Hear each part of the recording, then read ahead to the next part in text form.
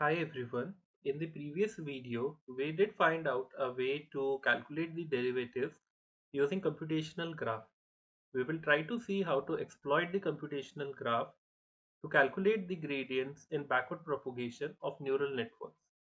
Before we proceed, we will try to elaborate the forward and backward propagation that happens in neural networks. So in forward propagation, we use the input data and we assume a set of weights and biases at any given point of time to get the predictions of the model. We get the predictions by propagating layer by layer, and towards the end, we have the predicted value. After the forward propagation step, we have a loss function which kind of acts as a feedback mechanism, and on the basis of the feedback we get from the loss function, we adjust the weights so that we get lesser and lesser loss every time we train our model.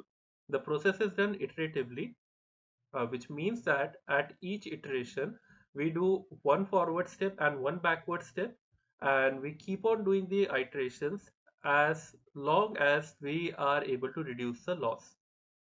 However, there are going to be different terms related to training and test loss, but as of now, when we are talking about forward and backward propagation, we always talk about training loss while we keep a monitor on the validation loss as well, and we try to balance the bias and variance accordingly. But if we try to talk about the forward and back propagation step, it happens only at the time of training. So let's try to understand the process of forward propagation first visually. So let's consider this arbitrary neural network and let's assume we are trying to solve a regression problem, and we take into some features in the input layer which is present over here. Let's say there is an input layer and these are the two hidden layers. This is the hidden layer 1, this is the hidden layer 2, and over here in the output layer we propagate, and then with the given sets of weights which are present at each of the edges, like over here there will be a weight present, over here there will be another weight present, it will have another set of weights available as well. So corresponding to each of the layers we are going to have some weights, and using those weights at any point of time we get the predicted value as 50. Now at the end of forward propagation, with the help of some given weights, we get the predicted value as 50, and the actual value was however 20. This is the training step which we are talking about. We take the mean squared error loss and we get a feedback that the loss is going to be 25, right? And we have to adjust our weights accordingly. We will now perform a back propagation step which will make sure that this feedback is taken into the network. The model knows that somewhere some weights needs to be adjusted in such a way that the predictions are close to 20 as possible. We take into account weights, like if this was W1 initially, in the back propagation step we will get W1 updated, or I can say W1 cap, this will be the updated one. If this was W2 initially, at the back propagation step we will update it with W2 cap and so on. So on doing so, all the weights get updated, and then again we perform a forward loop again, which will be the forward propagation layer. Let's say now we get the predictions as 17, which is much closer to 20. Then we will get the loss as 9, where this will be acting as a feedback to the network to adjust the weights accordingly. Now this W2 cap will be again adjusted to something else, and this W1 cap will be again adjusted to something else, and then the predictions will go on. The process will go on till we get the predicted and actual values close to each other. So this is how the forward and backward propagation works. Now, in this entire forward and backward propagation phase, the role of computational graph is needed only at the back propagation phase, because we need to calculate the gradients at that stage. Let's try to now understand with a small numerical example. In our example, the forward propagation happens when we take the input values and propagate it till the end of the network. In our case, we have x1 and x2 as input values in the first layer. We have two activation functions z1 and z2. We considered it to be a simple network and we just considered linear activations without any bias terms, of course, we carry forward the values x1 and x2 using the weights w1, w2, w3, and w4 to both z1 and z2, and eventually use the weights w5 and w6 to carry forward the values obtained and z1 and z2 to the final layer. In the final layer, we eventually calculate the loss, which means how different the value was or how different the prediction was from the actual value. We use a binary cross entropy loss over here just to give the context of how the loss function looks like. The loss function will look like this. We will consider the value of y, and this is log p, and 1 minus y log 1 minus p. Now, if the actual target is supposed to be 1, because we consider a binary classification, that's why binary cross entropy is written over here. If the actual value is 1, we will expect the value of p, this value of p, to be close to 1 so that this term is minimized. Now, if the actual value is 0, this first term will get vanished. We will just have to focus on this term and we will expect the value of p to be near to 0 as possible so that the value of 1 minus p is as close to 1 as possible so that we get the minimum loss over here.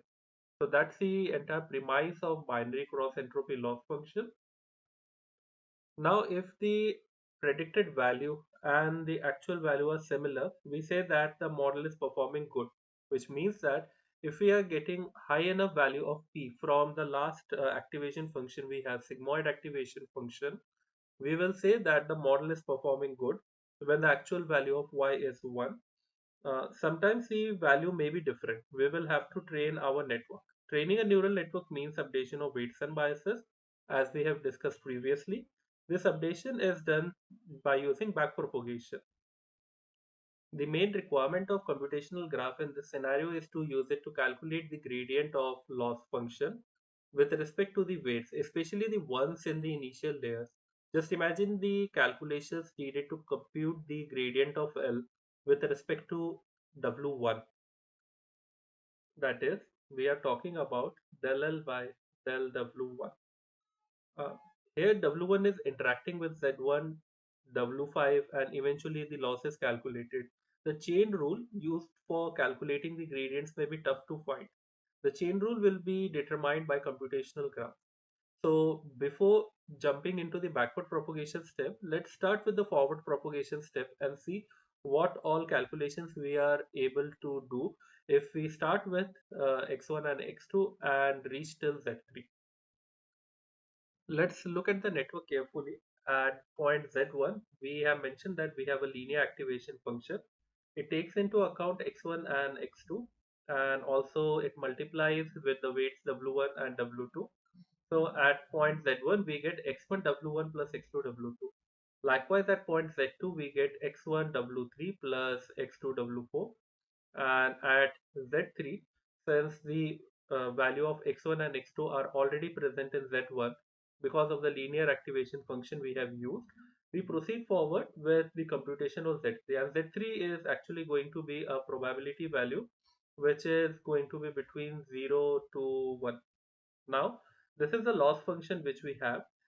Since this is the probability value and this is the binary cross entropy loss function which we mentioned previously, this is the equation of the binary cross entropy loss.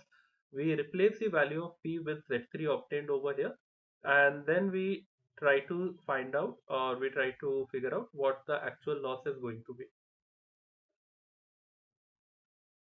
So before we proceed with the formulation of computation graph, we will make some initializations. So we initialize the value of x1 and x2 over here. The value of w1, w2, w3, w5, w6 and w4 is made over here. And we assume that the actual value is supposed to be 1. So we will want the value of Z3 to be close to 1 as possible because Z3 is a probability of the occurrence of event 1. This will mean that the binary cross entropy loss which we are going to talk about will just be resolved to minus of 1 log p minus 1 minus 1, because the value of y is 1, log 1 minus p, and since the value of p is given as z3, so we only have log of z3. So we just need to minimize this loss. So we have this neural network which we assume, and we will draw the computational graph step by step. So over here we can see that we have x1, and this z1 is comprised of x1 w1 plus x2 w2. So in the computational graph below, we write the terms x1 and w1 over here, and we mentioned that we are performing a multiplication operation over here at node number b, and likewise we write x2 and w2 over here, and we say that we are performing a multiplication operation over here at node c, and then we add both of them. So at point e we get the actual value of z1. So we were able to represent one operation of z1 using the computational graph. We move ahead and try to represent the value of z2. Now the thing is, z2 is represented by x1 w3 plus x2 w4. We already have x1 in the computational graph. We need to multiply with w3, which we are doing over here at node a. We have w3, we have x1, we do the multiplication operation over here. Again we have x2, we have w4, we do the multiplication operation at node number d, and then we have to add them both. This is what is happening at node number f. So what we can say that f contains the value of z2 and e contains the value of z1. Now, since we have obtained the value of z1 and z2, we go back to our graph and then see that the input value of sigmoid is coming out to be z1 times w5 plus z2 times w6. And if I look carefully, this is how the sigmoid or z3 activation function is supposed to look like. Now, if I have to calculate Z3, then we have to compute this term in the first place. So that's what we will be doing over here. We have weights W5 over here, and we multiply it with Z1. And as pointed out, the node E contains the information about Z1.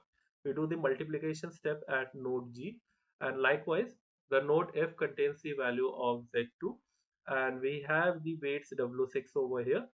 So the node H will contain um, W6Z2. Uh, so let me write it down for convenience. So the node G contains W5Z1, and node H contains W6Z2. Now we have to add both of them, I, which is like W5Z1 plus W6Z2.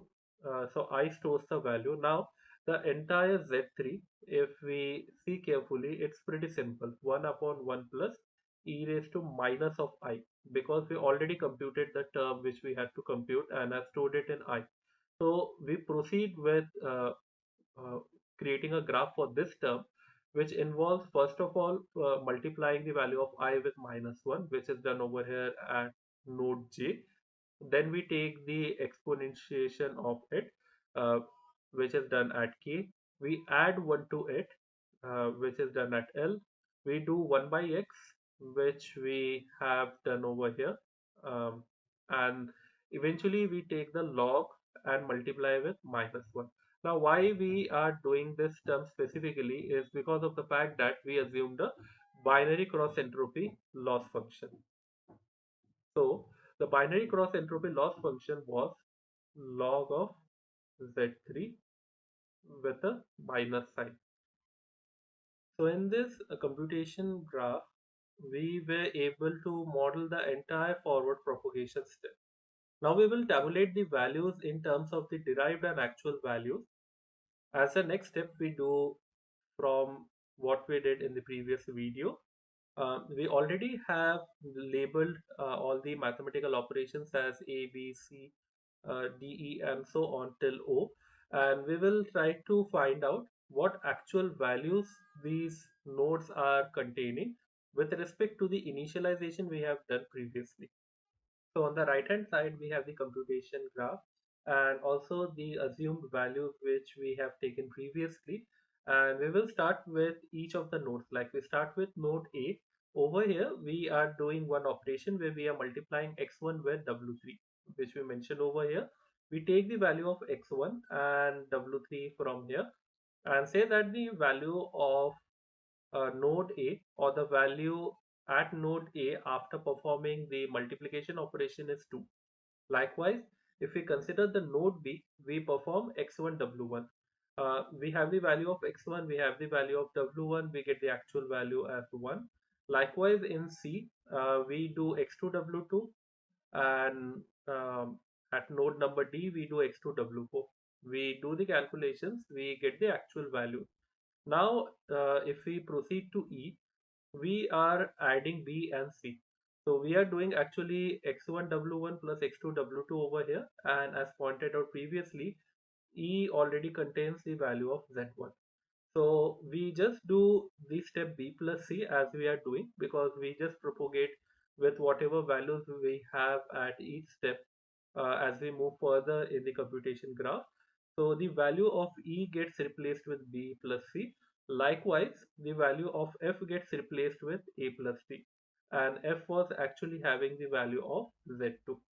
And while we are doing this, we are also doing the calculations on what values all these nodes A, B, C, D, E, and F will be storing. Now, since we are having the activation values at node E and F, we have the values W5 and W6. We proceed with the calculation of G and H, and eventually we calculate the value of G plus H. So G plus H is actually W6Z2 plus W5Z1, and we use this calculation to proceed further. We keep performing the substitutions till we reach at the step O, which is the terminal node. This is the terminal node which we were having, and from here on we have significant data to create the dependency graph based on only the first and third columns. We are going to use this column and this column to create the dependency graph. Now, if we see the computation graph on the right hand side, we will be able to determine the dependency graph over here. We start with O and check its dependency. O is dependent on N. We write it over here. Now N is dependent on M. We write it over here. M is again dependent on L. We write it over here. L dependent on K. K dependent on J. J dependent on I. But over here I is dependent on two values, G and H. We write it. Now, if I consider the term H, it is dependent on two values, F and W6. So this is F and this is W6. Now, as soon as we hit a variable, we stop over here. Like W6 is a variable which we need to determine. We stop over here, but we will keep on propagating F. But even before that, we will try to see what paths we are getting from node G over here. So if I see G over here, G is dependent on E and W5. We write E and W5. Again, W5 is a variable. We won't be propagating further, but we will consider E and propagate further. So we consider E. E is dependent on B and C. We write it. And in turn, B is dependent on X1 and W1, which are again variables which we need to change. At least W1 we need to change. And X1 is something which is taken as an input. So we won't be propagating further. We stop for B. We come to C and see that what are the dependencies C is having. C is dependent on X2 and W2. We write it over here and we stop propagating. Now we started from F dependent on A and D. A is in turn dependent on X1 and W3. Both are variables, X1 and W3. We don't propagate further. And D is dependent on X2 and W4. So as of now, we don't have any nodes to propagate further. We have reached all the variables which we started with, or in turn, we have reached this first layer of the computational graph while propagating from O. Now, if we consider the computation of uh, this term del L with respect to del of W1, which will be equivalent to the computation of O with respect to W1. So to do this, we will see this dependency graph on the left, and we will write a path from O to W1, or all possible paths from O to W1. So we can say O, N, M, L, K, J, I, this is G, and at here I don't get W1, we won't be propagating further. Now after I, we had H as well. In the entire tree which follows from H, we are not having W1, we don't go to this path, we just will be propagating further down the lane from G and move to E. So we go to E, and it has two values, B and C. C is not having W1 at all, B is having, and then we stop over here. Now we put del in front of all these terms. This is del, and we start determining the numerator based on what is the term which follows a particular term. Like del n follows del o, we write del n over here. Del n follows del m, we write del m. Del L follows del M, we write this. We write del K, we write del J, and del I over here. Del I will be divided by del G. Del G will be divided by del E, and del E with del B, and eventually del B will be divided by del X because it's not having any term further. And this is exactly what I am getting as del O by del X, which is the loss of L, the derivative of loss of L with respect to W1. Okay, I should be writing W1 over here, not X. Yeah. So this is W1. So this is what we are getting. So if we have to look at any other alternative path with which we can start from O and go to W1, there is it. This is the only unique path. So yeah, this is what we are getting, writing in a much neater way. And then we take advantage of the substitution table which we have calculated previously. This is the substitution table which we have, and then calculate all these terms. Now we have to find out del O by del N. We go to the table and see how O is written. O is minus of N. So the derivative of O with respect to N will give me -1. So we write it over here. So this is -1. Now we go and see what N is. N is log of M. The derivative of N with respect to M will give me 1 upon M. That's what we are writing over here. Likewise, we do all these computations to get a term like this, e raised to j w5x1 by L. We substitute the value of j w5x1 and L from the table, and this is the final value we are getting. So this is the derivative of L with respect to W1. The derivative of del L by del W1 is simplified very much by considering a computation graph, which we have formulated in this video. Now, once we have obtained the gradients, we will apply the gradient descent update rule. We will discuss this thing which I am doing over here in detail in the next video. But as of now, the way to update the weights after performing a backpropagation is to make sure that we apply a variant of gradient descent as an optimizer, and then we take the initial value of W1 and update it with the value of gradient we calculated just above, with a small learning rate which we consider. So as of now, this learning rate is considered as an input from the user. This is 0.05 or 5% I am considering as a learning rate, and this is the derivative of L with respect to W1 we calculated just above. We calculated over here, and on doing so we get the updated value of W1 as 1 only. So this was the initial value of W1, and this was the term which was calculated. This was the term which was calculated previously. We did with the help of computation graph, and we get the updated value as 1 only. We can apply the same steps for calculation of other gradients as well. Like we can get the updated value of W2, W3, and so on. And the advantage we see here is the fact that we don't have to worry about calculation mistakes, which can happen when we are propagating values backwards, which usually happen when chain rule is wrongly applied. Now, the question arises as to why we are studying this entire concept of computation graph when we can straight away apply some chain rule and get the results in a better way. This is so because the graph concept is used inherently in TensorFlow as well. So now if you go to the TensorFlow site, you will be able to see how they model the computation graph inherently. So this is how they do it.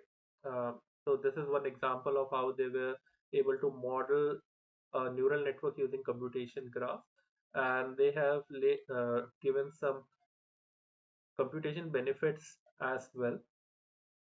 And if we scroll down a bit further, we will be able to get the overall performance with respect to the eager execution. And they were able to find out that the eager execution and the graph execution, we are able to save significant amount of time if we perform the graph execution. I will provide the link of the site in the description as well, and you can check for yourself. So in this video, we were able to model a given neural network using computation graph. And the formulation of computational graphs made it easy to calculate the derivatives and consequently update the weights. In the next video, we will be talking about an important concept of optimizers, which will help us in updating the weights in a better way. Thanks for your time.